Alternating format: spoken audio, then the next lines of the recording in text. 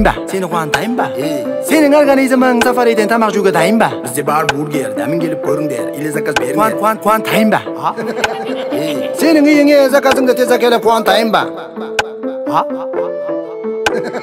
Сафаридан жедің ба стейк? Поварлары сен үшін стейк. 5000-нан аса, қаланың ішінде доставка біздерде тегін.